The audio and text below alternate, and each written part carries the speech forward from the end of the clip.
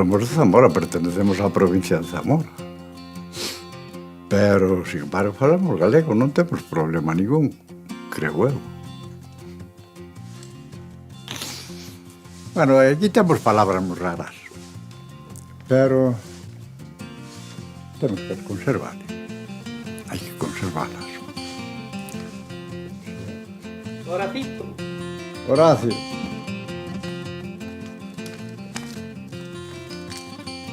Firma aí o do Pedro. É de por aquí tamén? É de Misende ou é de... Eu, de Misende. De Misende tamén. Eu son internacional, pero, bueno, son de Misende. Por onde reparte? Eu reparto parte de Puebla, pois en Lubián abro o buzón, bueno, vío esta mañá ali. Pero para Galicia non? No, de momento non paseamos ainda para ali, non sei, non tardaremos. Para Galicia. Porque, claro, porque mira está o Castromil de aquí e o Castromil o outro están separados Claro, por o Rigueiro. Por o Rigueiro Así é e a moitas cousas consigan de Galicia. Había que quitar esa raya que temos. Esa raya que temos e xa somos Galicia. Eu pola miña, sí. No, pois mira, a xente non sei, a mismo Castromil que sempre están moitos dicindo tal, pero eu penso que se foran unha votación non querían. Non querían pasarse a Galicia, non sei por que será. Non quería, non sei. No, o Castromil non. Eu Non sei, queda algo... Aquí somos castellanos nada máis. Non é o galego, é un gastrapo por aquí, un idioma así noso, que non ten nada que ver co galego, ni moito menos. Entón sentimos un pouquiño agobiados por os galegos. Sabemos que hai xente que non mira eso, ni moito menos, pero hai esa xentiña que queren invadir hasta lá, hasta Río Negro do Puente. Esas son tonterías, eso nunca foi Galicia, nin será, nin o carallo, eso non ten nada que ver coa realidade que temos hoxe en día. Todo circula en torno ás grandes linguas internacionais, fundamentalmente en torno ao inglés. Sálvanse as linguas escandinavas porque teñen recomendación, de maneira que hai un premio Nobel islandés, por exemplo, que é imposible que fora un irlandés en gaélico. Pero iso para que carallo é iso? Para que se coite. Pero iso é bo, ruido. Pero vamos a ver, pero que é o cine, coño? O cine independiente, o cine moderno, as cámaras que bailen, carallo, e así, pegando chimpos e todo nervioso, e os ruidos dos coches. Entonces, que carallo que queres facer un estudio? Aquí un plató, coño. No, por Dios, que ten el plató. Nada, non hai plató. Isto ten que ser real. Non, vai estrearse no Festival de Cine. Reality, como digo, reality. Como importancia, se iso se conseguise que me dieran a min ou que lle dieran a outro ou a outra, sería algo bo para un recoñecemento internacional do galego, pero iso para min parece moi utópico, non hai posibilidades. O padre Sarmento, alrededor de 1740, concibe a lingua galega como unha lingua superior de cultura. Descubre que ten un pasado literario, fundamentalmente nas cantigas de Santa María, que el aprecia moito. Sabe que o galego xa é diferente que o portugués. A literatura e a cultura e a conciencia nacional de Galicia nacen con Sarmiento. Curiosamente, el non naceu, digamos, na Galicia administrativa, non? A familia tal... No, el naceu en Vilafranca do Bierzo, que é tan Galicia como pode ser Vigo, máis ou menos. Case a xente que fala en castelán en Vilafranca é o mesmo que fala en Vigo. E polas mesmas razóns, é territorio galego. Esa historia de que naceu fora de Galicia é incerta, non?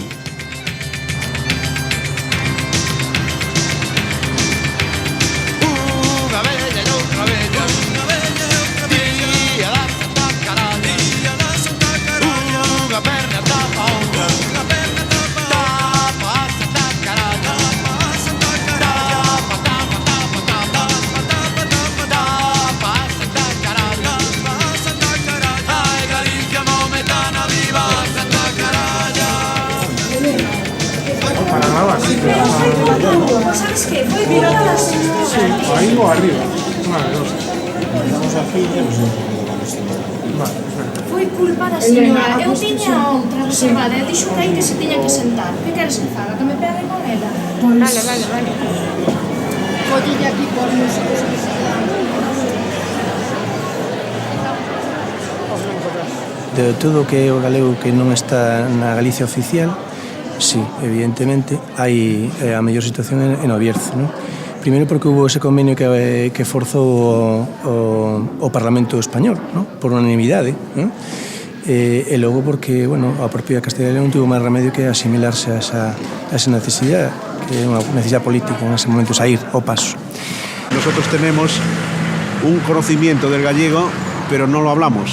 Mezclamos, hacemos una especie de que es que le llaman la forma de hablar más que el lenguaje berciano, que es una mezcla y que a veces las expresiones más populares o más intensas son un poco gallegas. ¿Y usted, por ejemplo, habla en...? Yo no hablo, o sea, entiendo. Yo cojo la televisión de Galicia y sigo una película o sigo cualquier cosa porque lo entiendo todo.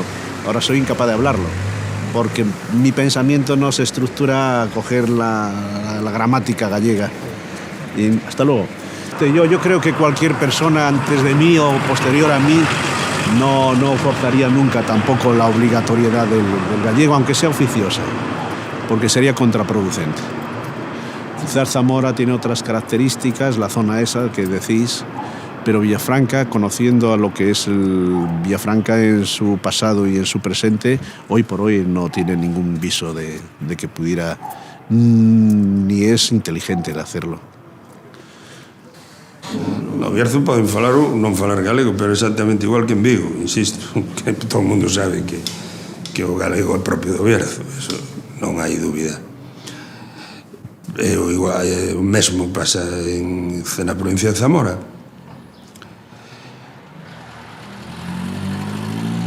A xente nova tamén fala, sí. Os que se crían por aí adiante, a mellor non. Pero eu intento, que teño netos e bisnetos, algúns son galegos. E intento que, aunque non o falen, polo menos contentan. Porque na escola non lles ensinan a escribir iso. Aquí non. Aquí que nos sigan enseñando castellano e o galego en Galicia. De aquí para lá falas galego, de aquí para cá falas castellano. Pois non, hombre, hai un margen de territorio que ten que ser imparcial ou ten que ser mezclado todo, porque é imposible facer unha línea divisoria así tan perfecta, non?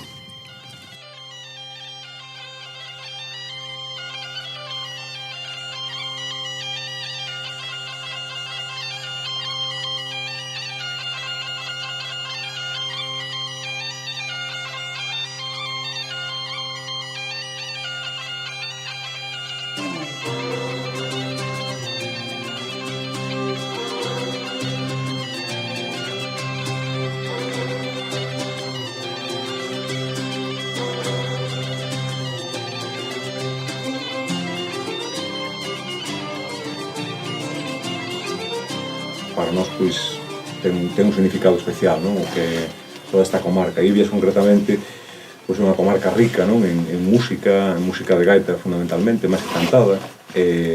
Polo menos os gaiteiros que coñece e as grabacións que teño, pois, asemellanse moito a como tocaban en Galicia fai 50, 60 anos. Eu sempre me tirou moito este tipo de música de gaita, música folk, este tipo, tiroume moito. Eu empecé pues, en clases de gaita asturiana, gustábame a gaita, pues, lógico, no, o sea, das Ancangas, estás en Oviedo, pues aprendí a clase de gaita asturiana. Y a base de mirar, pues vamos a seguir, lo que decías tú, que había aquí un semipechado muy característico, que de hecho en la zona oriental de Galicia, porque hay la zona Fonsagrada por ahí, que es una frase muy típica de Galicia, contaban que los de Fonsagrada tocaban muy asturiano, y nosotros tocábamos muy galego, decíamos, coño, y que hay algo raro. Unha terra de transición. Ya vemos que a nosa gaita incluso que sí que era puramente galega. Pero que claro, aquí toda a vida, fai muitos años, tocóse gaita gallega porque os gallegos estaban alaos e os gaiteiros estaban aí féndolas. A xente do Oviedo non chegaba a ter gaitas aquí. Antiguamente non había comunicacións, non había transporte. Esas referencias pues, están aí. E é lógico que si aquí hai un señor que lleva tocando a gaita 80 años, que lle enseñou a outra xente tocar a gaita, enseñei o que el sabe. É lo que non pode ir a Oviedo e aprender a tocar gaita simplemente por ser allí. A facilidade é esa. O sea, son... sei, a veces as fronteras non son tal. Entón, eu sí que teño escoitado moitas veces defendede o voso nos seaxares galeguistas.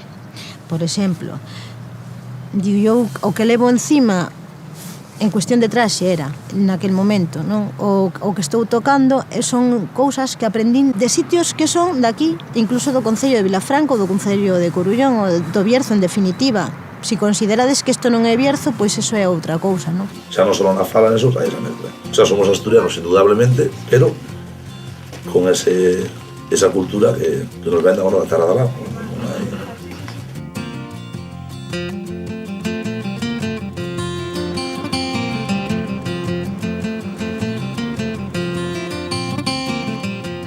Naquela era unha vida estupenda, sobre todo pos nenos, porque os nenos no campo é unha infancia moi feliz. Pero bueno, o peor foi cando tuve que marchar de aquí aos 13 años, que migrei na Coruña, como se dixéramos, non? E allí sí que me costou máis. A adolescencia allí sí que a pasei moi mal, porque echaba moito de menos a vida aquí. Cando ela me falaba de que nacera nunha aldea que era unha preciosidade, que tiña unha ponte romana e non sei que, entón, pois, a curiosidade se me foi picando o amor propio. A ver, eu nací na Coruña, pero meus pais eran da provincia de Lugo. E cando conocín Asturias, a zona esta do que estamos a falar, gustoume moito. A min Ives me gustou moitísimo. No, pero porque temos influencias con Galicia, queremos a Galicia, como non vamos a querer a Galicia? Sí. E xa digo, non temos ningún problema de convivencia, temos muchísima relación con Galicia. Lo que non quer dicir que non nos sintamos tan asturianos como os de Sama de Langreo, eso está claro. No, eso seguro. Sentimos tan asturianos como os que máis. As clases eran en castellano, lo que era a clase, pero despois os nenos acababas a clase e xa falábamos como se fala aquí, que é un galego un pouco raro, non? A Academia de Lingua Asturiana, que diferencia lo que é el asturiano, pero que falamos do occidente, que ponen o nombre da fala. O tema do occidente, a Academia de Lingua é un problema, porque cada año nos cambian el nombre. Nos poinos un año poinos el Bable Occidental, outro año poinos el galego de Asturias, outro año poinos el asturiano galego, ahora poinos a fala. O que falamos en occidente de Asturias chama a fala. A Academia de Lingua está reconocida a nosa fala. Bueno, para resumir, en Asturias falase asturiano e a fala. Aquí falan, o sea, o acento que hai aquí é un acento como o noso. E, de feito, vos, cando vades ao Oviedo, vos chaman galegos, non? Bueno, pero chamanos de tantas maneiras que tampouco. E que non que va, cualquera persona que tú lle preguntes se siente totalmente asturiano, aunque están falando que galego non deixa de ser galego, e iso é lo triste, pero dicen, non, isto non é galego. E non falamos galego como dicen algúns. Porque isto non é fala galega. Bueno, é unha mistura, como dicimos. É a fala, chamanlle el Bable Occidental ou a fala, pero non é galego. Pero galego... E moitas palabras que hai que dicen que son galegas, pois non son galegas. A lo mejor se utilizan no galego tamén, pero non son. Se dices falar, ou se dices fabes, ou se dices facer, iso é del Bable tamén. Se tú dices fabes, en Valencia dices fabes, que somos valencianos tamén. Teñen que ser os filólogos, o sea, que está falando esta xente? Pois falan galego, o sea, claramente está definido. Os filólogos da Academia de la Lingua reconoceron xa, lo que pasa que el problema é el nombre, o sea, reconoceron lo que é a nosa fala. Usarán cursos de fala. Sabe que é galego, pero lles molesta chamarlle galego. Vamos a chamar a fala, que desa maneira non é galego. Non nos soportan chamarlle galego, para eles é un tanto.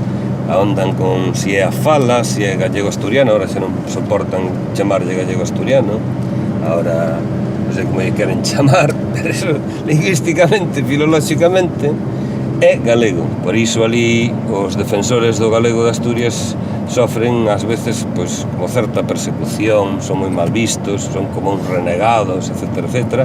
E entón os que defenden a galeguidade pois están moi enfebrecidos. Incluso atemorizados, non? Ali non, a veces non se expresan con liberdade. Home, eu tiven problemas, como dicía antes, pois, bueno, eu moitos momentos dixen que en Asturias se pode ser asturiano perfectamente e non incompatible con falar galego, bueno, todo ese tipo de cousas. Están publicadas, están en máis dun sitio, pero, bueno, a reacción en todo iso foi a de demonizarme. Foi un caso de tolemia, de frustración colectiva e de disparate fascistoide en algúns casos, non? A Academia realmente exerceu de partido político, de forza política, e o obxectivo principal, que era o tema da lingua, pois quedou secundario, non? Moitos dos promotores, dos activistas a favor do asturiano, efectivamente viraronlle as costas a Academia. E eu penso que a Academia está nunha situación cada vez máis crítica, non soubo dar resposta ás necesidades sociais sobre a lingua asturiana, e agora, bueno, pois é un cadáver político. E a min incluso dame coraxe o non poder axudar a defensa da lingua asturiana, non? Pero non se pode, estaríamos tolos, non? Sobre a base da negación da Galicia da terra e o navia. Pero ben, terán que solucionarlo eles, si queren.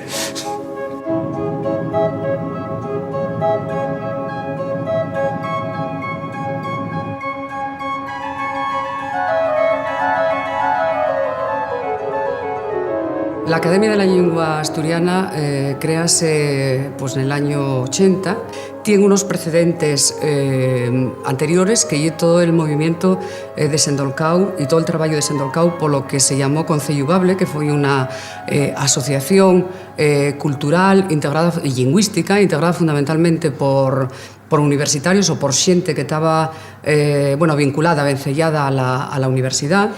Y, digamos, el presidente de Concello Bable foi García Arias, que deixa justamente esa presidencia cuando se fai cargo de la presidencia de la Academia de la Lengua Asturiana. Bueno, en realidad la Academia de la Lengua Asturiana nació como Academia del Asturiano, efectivamente, en un momento en que ni siquiera se planteaba, porque la situación de tipo terminal del asturiano era tal que, vamos, no había ni siquiera posibilidad de plantearse con un mínimo de profundidad toda la situación y toda la complejidad lingüística. En Asturias tenemos una lengua propia, que es la lengua asturiana, conocida también con el nombre de asturiano y también con el nombre de Bable. Lo que pasa es que en la franja más occidental de Asturias, diríamos que la lengua propiamente autóctona participa de rasgos de tipo asturiano y de tipo gallego, y es lo que normalmente conocemos con el nombre de asturgalaico, gallego-asturiano. Que los falantes identifiquen la cafala y que, bueno, puede denominarse también eonaviego. En fin, son nombres diversos según quien utilice, quien se refiere a ella, ¿no? Esa fala ten un nome, chamase galego. Vamos a ver. En el norte de la península, desde Galicia hasta Cataluña, siempre cuando vayamos por territorio, diríamos, de lengua románica, lo que se habla hoy todavía, se transmite de padres a hijos en buena medida, es fruto de la evolución del latín aquí, de Galicia hasta Cataluña, y naturalmente podemos seguir por el sur de Francia, etc.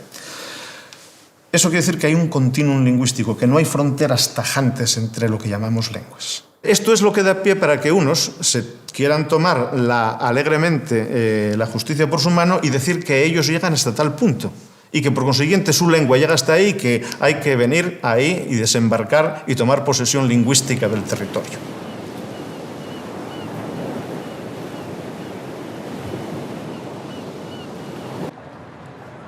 Bueno, lá está o cadro de Rosalía e Eli de Curros, e os outros son cadros dos diferentes presidentes que tivo a Academia.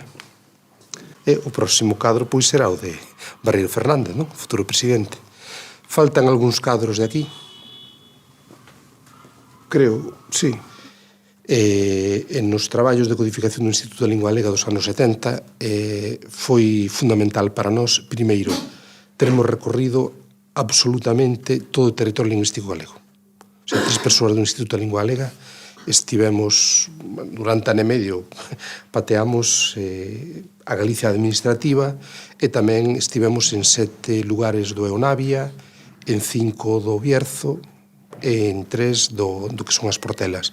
Cando estamos falando de idiomas próximos, como é o asturiano ou galego, nunca podes marcar unha línea tallando, non sabíamos onde remataba. Ora, sabíamos perfectamente, polos traballos previos que había, de Damas Alonso sobre todo, que despois que non había, incluso despois do Navia, se falaba galego. Outra cousa é que, bueno, pois agora coas campañas que hai por parte de, bueno, de certos sectores de Asturias, pois a identidade da lingua entra en crise, e a última proposta é a de crear unha lingua nova chamada, bueno, o nome ainda non está definido, entre galego e asturiano, outros usan tamén a denominación de onaviego, pero vamos, a idea era crear unha lingua nova en Asturias, co cal, pois, a teoría de divide e vencerás, pois, perfecta, funciona perfectamente.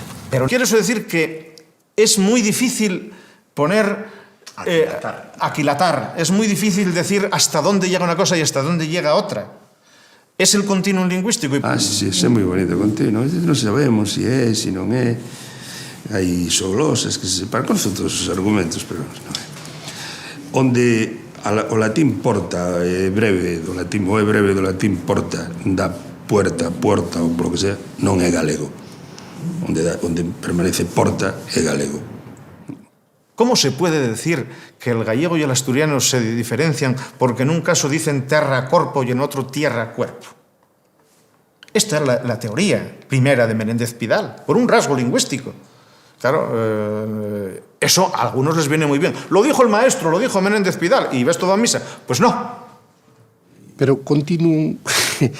Realmente, eso decía moi ben Ramón de Andrés, que é académico da lingua asturiana, cando critica a teoría do continuum de xente como García Ares, di continuum parece que o único, o sea, continuum é todo na Romania, parece que o único continuum que hai é o dai.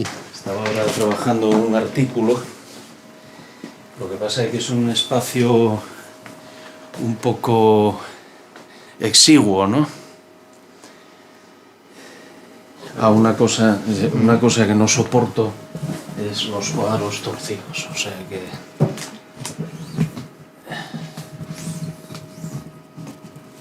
Quito. ¿Vosotros de dónde sois? Yo soy gallego, soy de Vigo. Ajá. David es asturiano. ¿Qué dice la filología respecto del gallego asturiano? Bueno, da la casualidad que yo ahora estoy ocupando un cargo político, pero yo soy filólogo también, es decir, yo sí tengo que examinar, ya non digo dar la opinión, sino constatar que é lo que la tradición filolóxica dice. Mayoritariamente, yo non puedo engañar a la xente. La mayor parte de la filoloxía hispánica y románica clasifica les fales del Eonavia, ya sea total o parcialmente, como formando parte del complexo dialectal gallego-portugués. Y esto lle desde Ramón Menéndez Pidal, lle Damaso Alonso, y lle, pues, la mayor parte de la dialectología hispánica y románica, como digo. Y esto non é unha opinión, esto é la constatación de lo que todos los filólogos sabemos. Él sabrá lo que dice. Yo sí tengo opinión, pero no para decirlo a la televisión. Claro. É que ninguén o cuestionaba. O sea, nin siquiera a xente da Academia de Lingua Asturiana que xo cuestiona nos anos 80 e ben entrados hasta o ano 87 e que tampouco cuestionan. Entendes? Aquí está.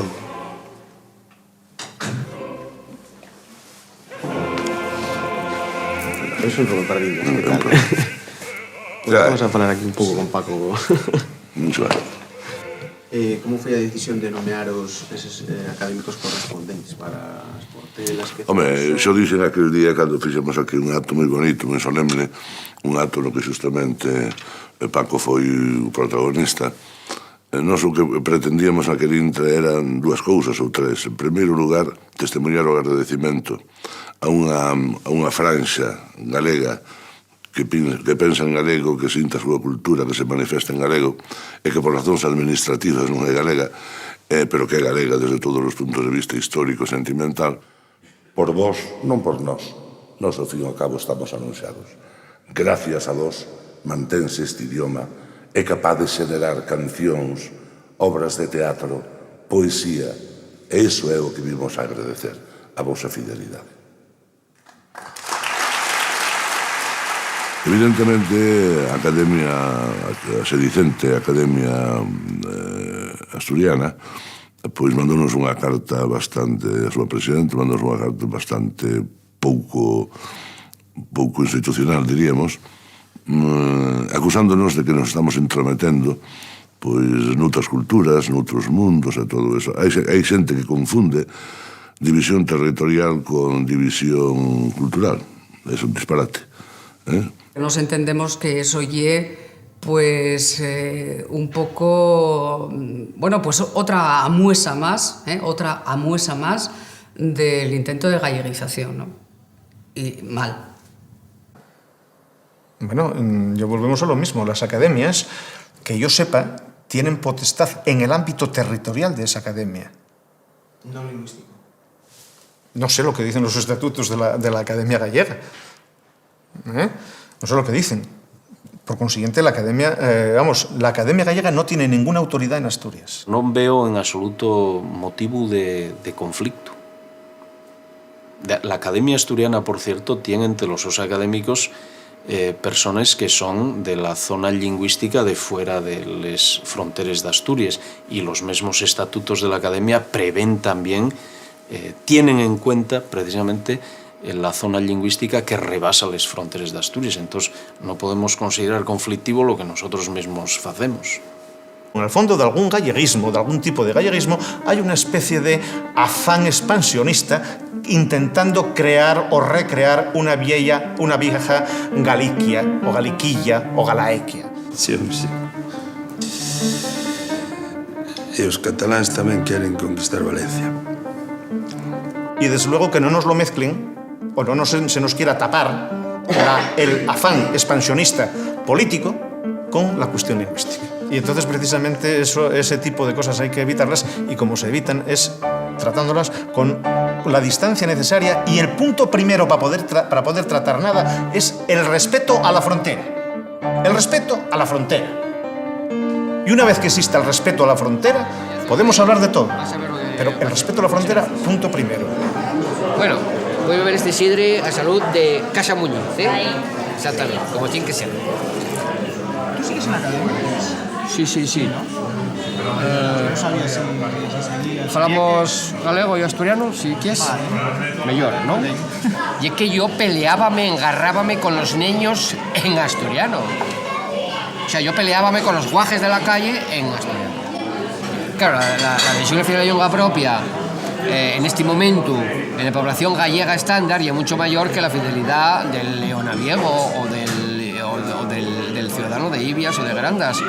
Casi que yo podía asegurar esto. No puedo decirlo porque no tengo una encuesta absoluta, digamos, no tengo una inducción completa, como dicen los lógicos, ¿no? Para eso tenía que interrogar a todo el mundo, ¿no?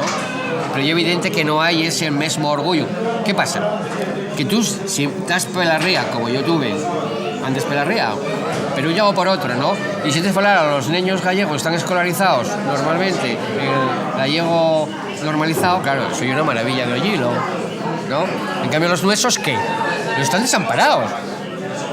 Simplemente están desamparados porque nadie ellos dice que lo que ellos falan en casa y es lo que tiene que se falar también en la escuela en los primeros grados de la educancia. Lo mismo que allí mismo allá. No en un país extraño, allueñado a 2000 kilómetros, sino a 1 kilómetro pasando la ría. Claro, esto es una cosa asombrosa desde el punto de vista de la identidad. Esto no mata a nadie, desde yo, pero constituye un asunto político importante, ¿no? Como yo soy respetuoso y soy militante de lo pequeño en ese sentido, pues tomo muy en serio lo que pasa ahí, ¿no? Pero ¿qué pasa ahí? Lo que pasa ahí, como es evidente, es que la identidad, por así decir, general eonaviega, pues es fundamentalmente asturiana. La gente de allí, de la parte de acá, de la ría, pues lógicamente de toda la vida quiere ser asturiana porque eso es lo que tienen las fronteras. Las fronteras lo que hacen es afitar y afondar los sentimientos de identidad de la gente.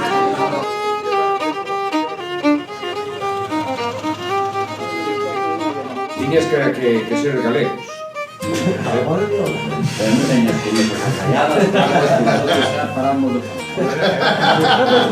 Pagáis bien. A ver, sabe, no, hay que... Es muy tarde, ¿sabes? Si fuera antes, pensaríamos, pero unos años... Cuando seguir así, vas a andar cambiando os trastos da casa por outro. Pero a fala de aquí un pouco galega, si, ¿no? Sí, de galego. É que isto... Non é galega, non me jodas, non é galega, No, non é galega. El bable occidental o limítrofe sempre non é galega, non é galega. Entra dentro del bable asturiano. Claro, era bable occidental ou azar. Aquí fai todos os años. Y también entra dentro del galego oriental. Si bajas a galego, reminiscencias galegos, pero non é Lugo, non é galega. Ese es el problema que no, se mete hasta Navia de Barca, vamos, me llevo. Venga, vamos, Non segas por aí. Pero es una non grata, es un salsa. Despois ten aprecio, pero como sigas por aí, malos. Hecho del blog. Comentábamos antes. Estos del blog que son la Era de conseguir otras fotos.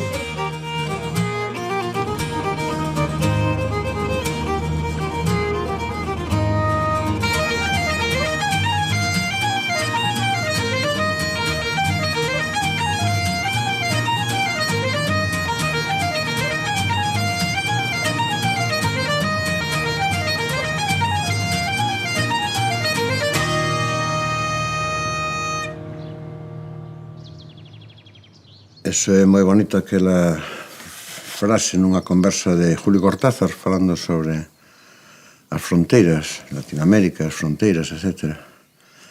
E que decía, as fronteiras sonche como Ecuador.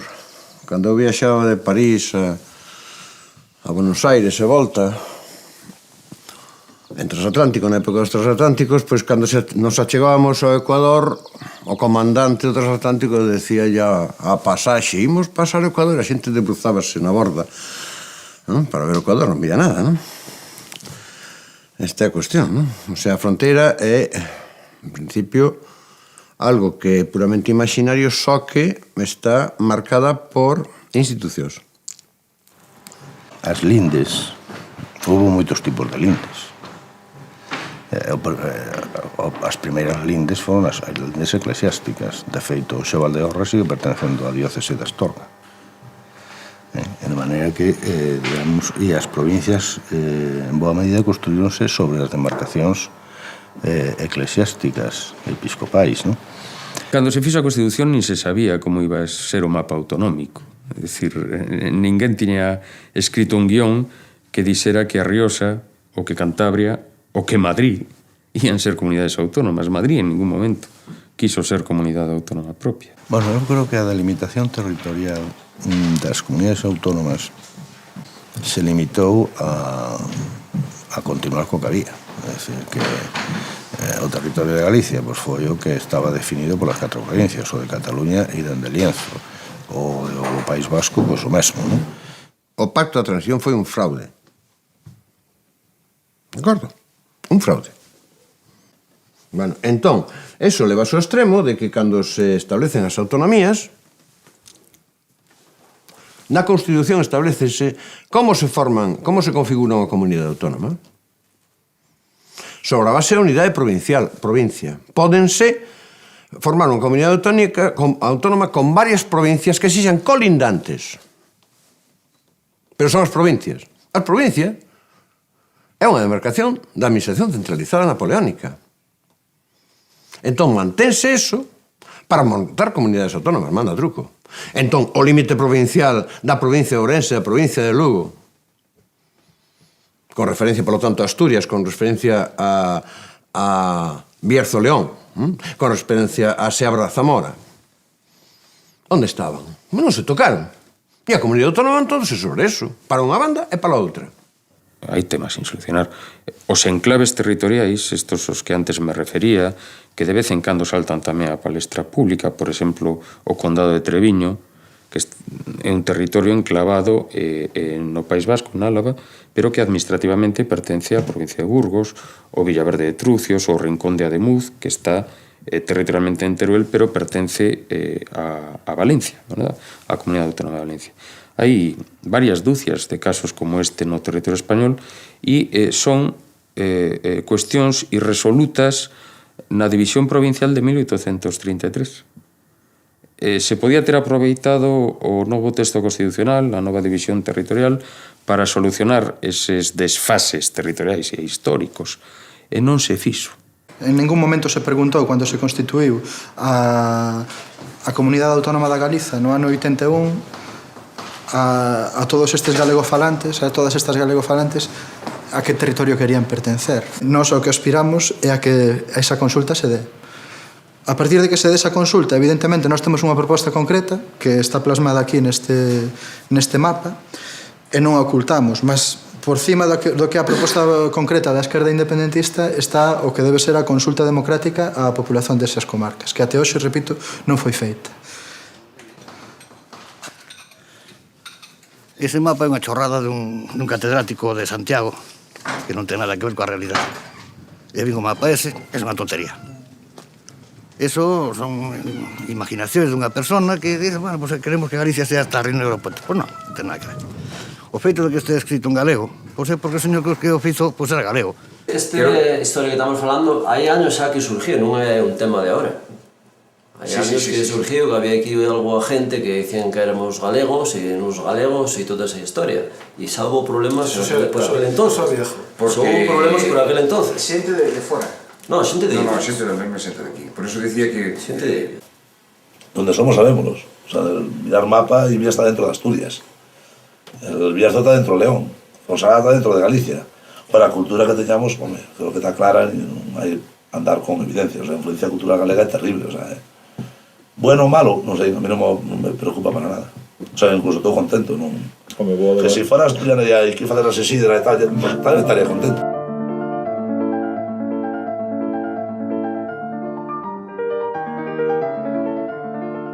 E naturalmente, pois eu veo moito de chamarme Fraga, que é o monte primitivo, é o Urval dos alemáns. E veo moito de chamarme do lado da miña nai Iribarne, que en euskera quere decir no medio do pobo. Era un nome para un político, por certo. A súa nai era da Baixa Navarra. Era da Baixa Navarra.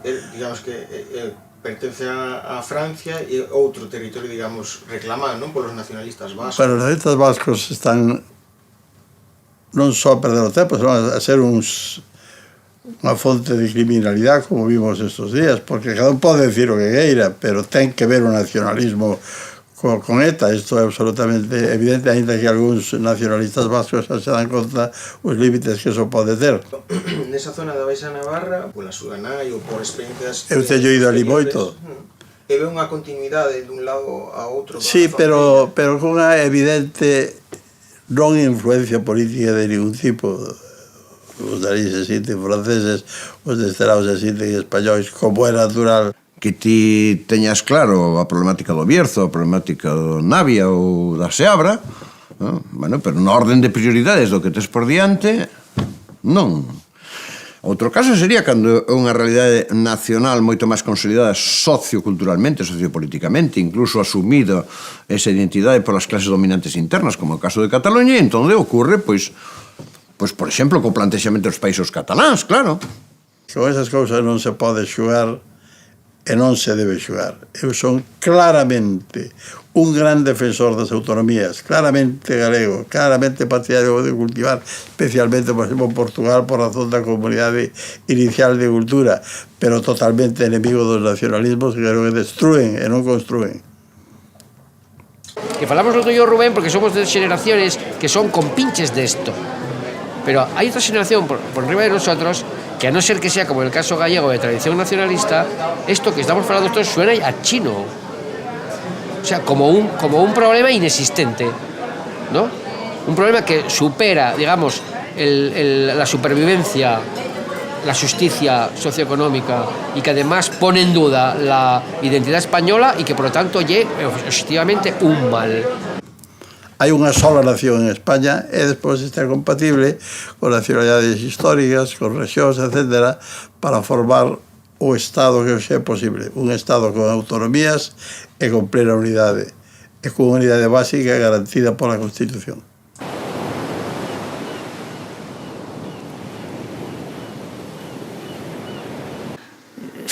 El vivir nun medio como é o aldea pequena, a meterte na ciudad, que para min pues, foi un cambio tremendo en todos os aspectos, ¿no? Pues lo primero que me chocou, por ejemplo, foi lo de ver aquellos trolebuses que había antes, que iban por... Con pértigas eléctricas. Sí, eléctricos. Bueno, aquello a mí me chocou muchísimo.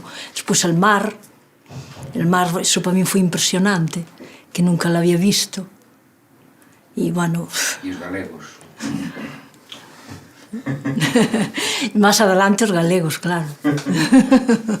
Eu, al chegar aquí a Galicia, eu empecé a falar castellano, porque senón se ríen de min, Me acordo que se ríen de min, porque si falaba el galego que se falan Ibias, no, porque é galego. E se ríen de min. Pero se ríen de ti, hombre? Sí. Por exemplo, eu estuve traballando nunha fábrica e se me escapaba algo palabra en galego, pues se rían as compañeras. Tú, fíjate tú, sendo de Galicia, é que aquí en Coruña non se falaba galego nada. Del que falaba galego xa lle dicían que era un pailán. Estaba prohibido. Porque, sí. Estaba totalmente prohibido. Tamén. Que non se vivía esas épocas, estaba prohibido totalmente. O único que se mandaban era falar a lingua de Cervantes. A lingua de Cervantes. E mandabanche panfletos e andaban así. E de falar galego, bueno, nin por asomos. Bueno, é máis. Carlos e eu falábamos sempre en castellano, Sempre. E os hijos igual. Non se lles fala... Eu falaba galego era con meus padres. Bueno, lo que se falan Ibias, non? Pero é unha situación que se estendía a outras familias, outros amigos meus que están nunha situación similar, que teñen orixe rural, pois a situación é a mesma. E quizáis a xente con máis sensibilidade agora, eu que teño 31 anos, e outra xente, pois sí, xa nos referimos a eles ou falamos con eles en galego, pero de pequenos, digamos, a nosa lingua nai é o castelán. Eu lembro que cando era máis novo, por exemplo, nunha situación, digamos, de máis axitación política e de idealismo máis juvenil, por dicirlo de alguma maneira, eu sentía carraxe porque meus pais non tiveran a coraxe de, pois, por exemplo, de aprenderme no idioma que eles falaban, no idioma que falaba a miña avoa, e que a miña avoa tivera que cambiar o castelán. Pero, claro, eu penso que o tema é tan sinxelo como que, do mesmo xeito que meus pais aforraron para que eu pudera ir á universidade e pudera ter uns estudios e estas cousas, tamén me aprenderon o castelán para que eu pudera, digamos, ter unha posición máis cómoda na vida e un bon traballo, foi unha persoa de ben. Oxe, o mellor sería moito máis sincero facelo, non? Pero naquele entón non, Naquele entón non se vía con claridade que iba a ser unha lingua preponderante no país. E pues, tiñas esas dúbidas e medo tamén, non? Estamos nos para ser imperialistas. Ainda non conseguimos o noso, vamos a querer conseguir o que non é noso. Según como vayan as cousas aquí, me pode interesarme a mellor nacionalizarme portugués e seguir vivindo en Brión. Por qué? Oíme vivir a outra banda do Miño porque ali estou na normalidade. Está en portugués os cartéis, está en portugués, fala, por tanto, fala en galego. Nico do Depor, a xo do Celta, xo do Porto, Guido, Lesa, a xo do Compos, que o de do Braga, do Polo Sporting e o Terisana. Vamos xogar a nosa liga e declarar a rebeldía. A galego portuguesa, esa sí que interesa. Selección nacional da Galicia e Portugal, xogadores desta terra, mercenarios marionetas. Sei que vocês conhecessem o senhor e o Marcial, também conheço, não? Conheço o senhor Marcial. Não. Rádio Galega? À noite ouvimos muito aqui também, o Marcial. Pero em a Rádio Galega? Sim. Eu gosto muito, mas não tenho ali, tinha que ir à antena. Aqui há canapé, há muito. Não dá em todos os sítios. Temos problema da TV Galiza e do telemóvel, dos móveis também não temos. Este intercâmbio da fronteira, como existe noutras fronteiras, entre a França e a Espanha, entre a França e a Suíça, a Bélgica, a Alemanha, a Itália e outros. Eu fui a Pamplona com pessoa da família. A que estava a tocar, Américo? A que estava a tocar? Nada. Estava a tocar agora. Não sei. E nós que somos aqui, nesta aqui de Castro Laboreiro, somos acusados, quer dizer, passamos por galegos, quando íamos ao Porto muitas vezes, dizem, vocês são galegos, porque temos uma pronúncia muito próxima da galega. Sim, a nós no centro, claro. Eles já têm mais dificuldade para compreender espanhol. Isso é normal. É normal. Nós falamos um português a tirar ao galego. Eu tenho livros ali, eu tenho um livro que vocês querem ler, que é escrito em galego, chama-se Afrânio. Non coñezo. Eu tenho ali o livro, que é publicado pela imprensa, comprei aqui em Vigo. Estive aqui, refugiado. Era um deputado das Cortes, 1936. Andou fugido. Como se chamava? Eu vou-lhe buscar o livro, espera um bocadinho. Vocês o português também o entendem bem. Sí. Pelo menos o nosso portugués. O noso portugués. Entonces, ¿por qué se quiere que el galleguismo esté presente en Asturias Occidental, en una parte de la Asturias Occidental, y no se plantea lo mismo al sur del río Miño? El Miño y una frontera, pero administrativa. Lo que se fala al norte del Miño y lo que se fala al sur, pues sí, igual. Porque el Estado portugués no lo toleraría, evidentemente. Y sin embargo, las diferencias lingüísticas que se pueden encontrar desde el punto de vista del continuum lingüístico entre el sur de Galicia y el norte de Portugal, pues son también un continuum lingüístico. ¿Te fuiste de saber la exposición? A de os 100 anos, non? Pois podes aproveitar despois. Sí, logo que saiu hai pouco esa proposta de unha academia galega da lingua portuguesa, pois que... Non sei nada, non conozo eso. Os portugueses non teñen a academia da lingua. Teñen a academia da lingua. Era como, unha proposta que do reintegracionismo, unha alternativa... Non sei, non teña noticia deso. Nin algunha noticia aí, pero non... Pues, digamos, que leva a postura con respecto ao reintegracionismo? A postura é moi clara, non nos defendemos o galego. O que non queremos é defender o portugués. O portugués o defendemos, evidentemente, como digo, a que... No, mira, perdona, pero la Academia Gallega no está hablando solo en términos lingüísticos. Porque si hablara, ya lo dije yo antes de alguna manera, si hablara solo en términos lingüísticos tenía que hablar también del norte de Portugal. Y no habla nunca del norte de Portugal. Prácticamente eran pintorescos os filólogos que históricamente dicían que fosen idiomas diferentes. Cando é que se rompe esa tendencia tradicional na romanística e comeza a falarse de dúas linguas? En relación estou a falar agora de portugués e galego. Pois cando se lle abren portas ou posibilidades de futuro ao galego-portugués falado na Galiza. Nese momento é cando surxe con máis forza, fomentado desde as propias institucións, o movimento chamado isolacionista, que defende que o galego ten que constituirse en idioma independente, ten que ter un padrón e uns criterios escritos á marxe do portugués, ten que construir neoloxismos ou ben por libre ou ben dependendo do español, en lugar de ollar para os outros países que no mundo falan a nosa propia lingua. Quer dicer, non é máis que a bella fórmula do divide e vencerás. O soño, outra tolemia, non? Na Unidade Popular, pues, supoño que soñará con que o galego é a lingua de Brasil, como Camilo Nogueira e outra xente, non? Hai de todo, hai de todo. Hai unha lingua portuguesa e logo nós temos unha lingua galega que defendemos, non? Nos partimos do suposto se nós nos perdéramos, se fóramos succionados pola lingua portuguesa, eu penso que desaparecería, o sea, engordaba a lingua portuguesa, pero desaparecía a lingua galega, non? Eso temos moi claro. Nós teríamos que pasarnos a Lisboa en ser a academia galego-portugués ou algo así, non? Non, o que está claro é que o portugués é unha derivación do galego. Iso é así, lingüísticamente é innegable a unidade. Ora, tamén é innegable que hoxe nestes momentos hai o que máis nos separa hai diferencias de tipo fonético, que iso que impiden de outras cousas que poida haber unha ortografía común. Entonces, el río Miño no se toca esa frontera. ¿Y la frontera del río Eo se toca? ¿De cuándo acá? sean ustedes coherentes, mantengan un mínimo de coherencia e a partir de aí podemos empezar a hablar. Todo o mundo ten a súa parte de razón, algo, o sea, ahora é... pero que... non sei que dicirche, non? O sea, é...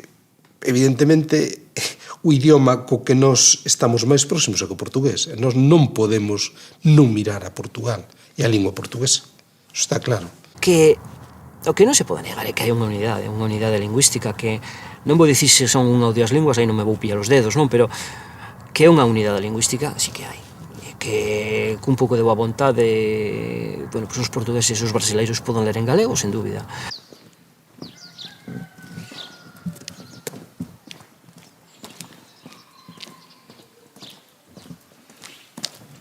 É da editora Nossa Terra. Ah, é a Nossa Terra, sim, claro. Está a ver? Este esteve aqui. Esteve aqui em Castro Laboreiro, quando está aqui, no fundo. Esteve aqui em sítios que fala para aqui muitos sítios onde a teologia, os portugueses que... Diz aqui numa... diz aqui, vê, olha. A ver? A casa do Albino Acevedo, xente moi boa. Os portugueses são da melhor gente que eu tratei em toda a minha xa longa vida. Neste tempo combinou o cônsul argentino no Porto. Foi porque isto é tudo em galego mesmo. Eu esteve aqui no Rodeiro, lá acima é o Rodeiro, lá arriba, o Rodeiro. Esteve ali, estive no Ribeiro aqui, refugiado muito tempo. Estou habituado a conviver sempre com galegos. Primeiro, antigamente, no contrabando. Mais tarde fui imigrante em França e em Canadá e agora tenho aqui pessoas familiares ali aqui na Galiza. E eu não me ajeito a dizer que vou à Espanha, não me ajeito. E aqui a maior parte da minha idade é raro dizer que vão à Espanha. Vai-se à Galiza. Está a ver? É a Galiza. Antigamente, meu pai que sempre trabalhou lá para a Espanha, na Espanha mesmo, a Espanha profunda, Brasadilha, Torremolinos, lá Madrid, isso ia para a Espanha. A Galiza representa para Portugal uma moça muito linda, uma moça muito bonita, muito rica, e muito inteligente. Portugal queria casar com a Galiza. Só que ela escolheu casar com a Espanha, porque era mais rica que Portugal. Todavia, estão à espera. Portugal está à espera que a Galiza se divorcie da Espanha para casar com Portugal. E o galego respondeu-lhe, tanto se querem, tanto se amam um ao outro, que cedo ou tarde Madrid e Lisboa tendrão que deixar-nos casar. Os portugueses é muito fácil entenderse, recordando sempre o que me dixo un alcalde fai moito tempo, somos pobres irmãos e por isso non nos podemos casar. É unha boa frase para entender moitas cousas. Na miña maneira de ver já foi ben mal ter-nos separado. E que Galicia e Portugal? Espanha e Portugal. Era mellor que estiveramos... Claro que se estiveramos juntos seria mellor, porque a empresa, canto máis forte seja, máis facilidades ten. E como unha empresa qualquer de construción ou de outra coisa, canto máis pequena, máis dificuldades. Fala com os portugueses, nós, Vasco da Gama deu volta ao mundo, descobrimos o Brasil, daqui e daquela, uma propaganda, monumentos. Fala na Espanha, como sabe, porque a Espanha é escurial, porque a Espanha dominou o mundo, porque em Espanha não se ponia o sol. Desde Filipinas até Chile não se ponia o sol, claro que não. Nascia daquela, vinha para aqui, na Espanha não se ponia o sol. E esse patriotismo da grandeza que existe, depois os periodistas estão sempre também a tocar naquilo, é claro. Vai à França, la France, mais c'est un pays qui a donné leçon au monde, la leçon de la gentillesse. C'est en France que les gens se sont battus pour avoir ses droits, etc. A França está sempre, na França bateram-se para ter os direitos, daí da liberdade. Paris é a cidade de luz. Vai à Itália, qual é a Itália? A Itália é o più país do mundo, não está o Papa, na Itália é só o Papa. Ora, assim é impossível fazer uma união. Se você acaba a sua casa e a sua família, então eu tenho que acabar a minha. Não é?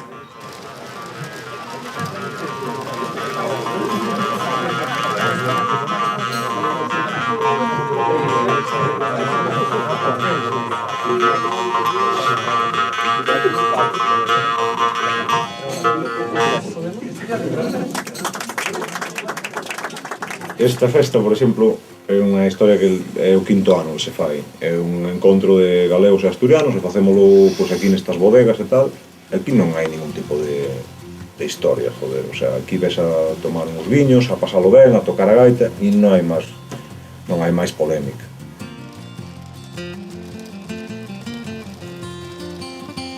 Está mi sobrino. Pois nada máis, aquí o que temos contra os galegos é todo eso, así que é ben pouco o que temos contra eles. No, bueno, yo digo que somos más gallegos que castellanos, aunque pertenezcamos a Castilla. Somos castellanos. Bueno, sí, claro. Eso é Galicia. Eso decían os propios asturianos. Non quero decir nada. Decían os asturianos que non eran libias, porque de Libia seguramente non vas a oír a naide ou prácticamente a naide dicir que somos de Galicia. Bueno, eu digo que si tuviera que ser galego, pues era galego tranquilamente. Pero ser galego non é ninguna deshonra. Ni ser catalán, ni ser vasco, ni ser nada. Eso non é ninguna deshonra.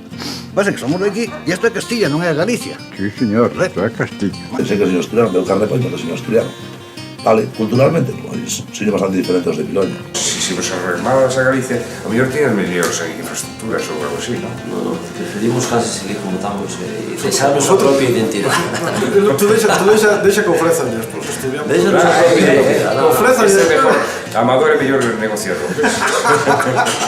Pero non quita que Asturias podese compartir as dos culturas, como se comparten as dos gaitas, como se comparte el viño e a sidra, como o queixo cabral e o queixo gamoneo, unha lingua polémica como a lousa e a teja. Non hai xente máis tonta que a castellana.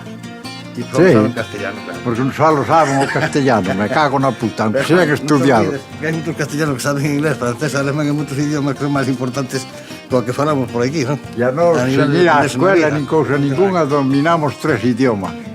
Algo na puta, ya podémoslos falar. Sí, pero si te preguntan como se escribe... Para facer algo de campaña aquí para ver si anexionades esta zona.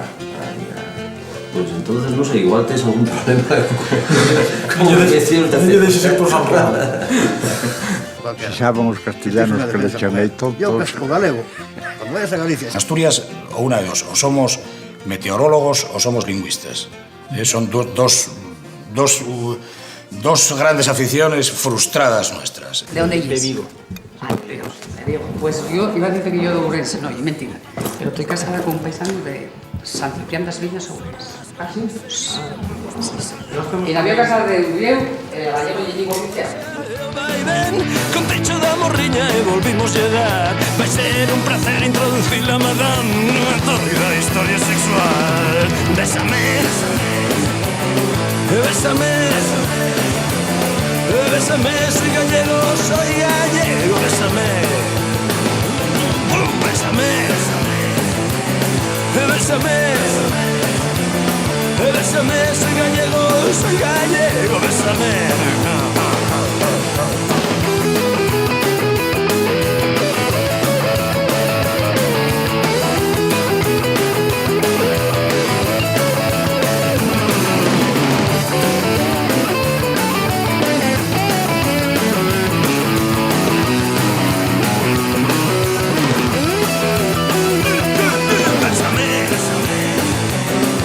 Bésame, bésame, soy gallego, bésame. Bésame, bésame, bésame, soy gallego, bésame. Bésame, bésame, bésame, soy gallego, bésame. Bésame, bésame, bésame, soy gallego, bésame.